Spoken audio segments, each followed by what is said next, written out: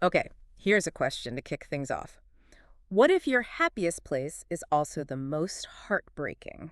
Ooh, that's a good one. Welcome to the deep dive. Today we're diving into Emily Henry's super popular novel, Happy Place. Yeah, it's been everywhere. It really has. So our source for this is a pretty detailed summary and analysis of the book. We're basically trying to pull out the key insights. And our mission, if you will. Is to really get into the layers of love, friendship, and authenticity in the story. What happens when these beloved traditions kind of crash into hard personal truths. It really hooks you right away with that core conflict, doesn't it? Yeah. Feels awkward, but also really relatable. Totally. So we meet Harriet. She's this brilliant surgical resident, very practical, maybe a bit of a people pleaser. Definitely. And then there's Wyn. He's like the charming woodworker, seems laid back, but, has his own stuff going on, insecurities deep down. Right. And the big secret, the core twist. They were engaged. Yeah. But they quietly broke up months before the story starts. Nobody knows. And now they're stuck. They have to fake being the happy couple during their annual summer trip to Maine with all their best friends. Which is already intense. But the stakes are even higher because this might be their last trip to this specific cottage. Yeah, the beloved happy place. It's being sold.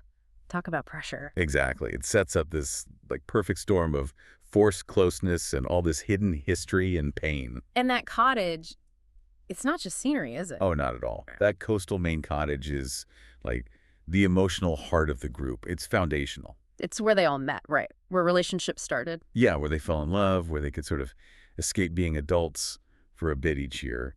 But the fact that it's being sold, it mirrors everything else that's changing. Good point. It's like a symbol for the friendships maybe fraying a bit, everyone hiding things. Especially Harriet and Wyn, obviously.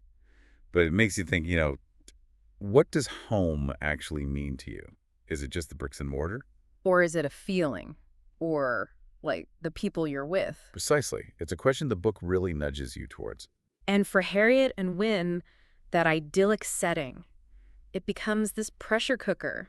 All the happy memories are there, but underneath, things are shifting. Like you said, friendships feel a bit strained. People have secrets. And nobody's carrying a bigger secret than those two. And this is where Emily Henry's writing really comes alive. She doesn't just tell you they broke up. She shows you. Through the flashbacks, right? The alternating timelines. Exactly. It's done so well. You see the whole relationship slowly unraveling. Those intense early days. Yeah, the initial spark. Then the strain when they went long distance for their careers. And the really killer part, how they just couldn't talk about the hard stuff. The pain, the vulnerability. It wasn't like one big blow up then. No, more like a slow fade, which is almost sadder. The flashbacks show us that Wyn's reason for ending it. It wasn't that he stopped loving her.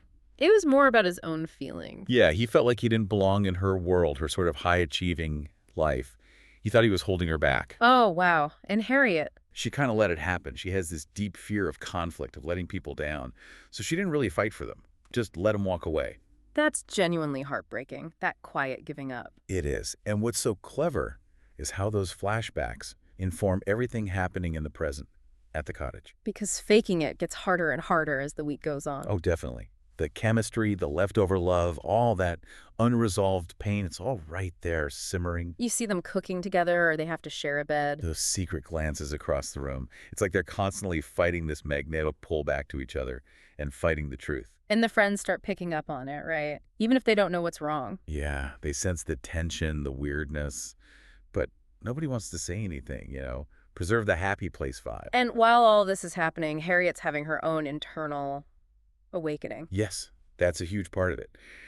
She starts realizing, maybe for the first time, how much of her life, her choices, have been about what other people expect. Not about what she actually wants. Exactly. It's this dawning realization that she's kind of built her life around other people's blueprints.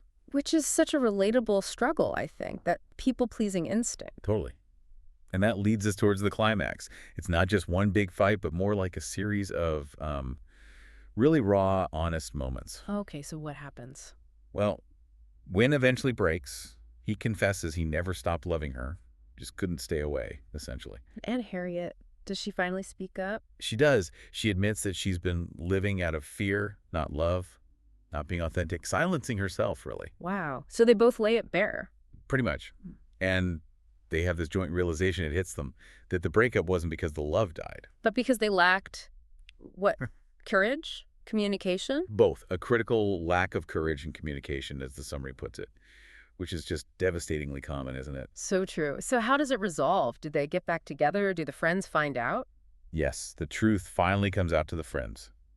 And Harriet and Wyn decide to stop faking it. Meaning they break up for real in front of everyone? No, meaning they stop faking the distance and the lack of honesty. They stop pretending they don't still love each other. Ah, okay. So it's about honesty. Exactly. And crucially, Harriet makes a conscious choice to prioritize what she wants, maybe for the first time ever. And that leads them back together. It does. They reunite, but this time it feels different. It's not just the old chemistry. It's built on honesty, real communication, and commitment. It feels earned. That whole journey really highlights some big themes, doesn't it? Definitely. First off, love and second chances. It really shows that love on its own sometimes isn't enough. Right. It needs vulnerability, timing. And mutual growth, absolutely. Yeah. You have to be willing to work at it, to communicate. And Harriet's journey away from people-pleasing, that feels central. Hugely. Her transformation towards authenticity is maybe one of the most powerful threads.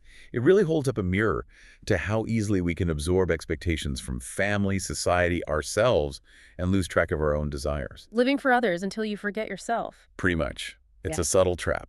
And the cottage itself, the happy place, its meaning evolves too, right? Oh, yeah.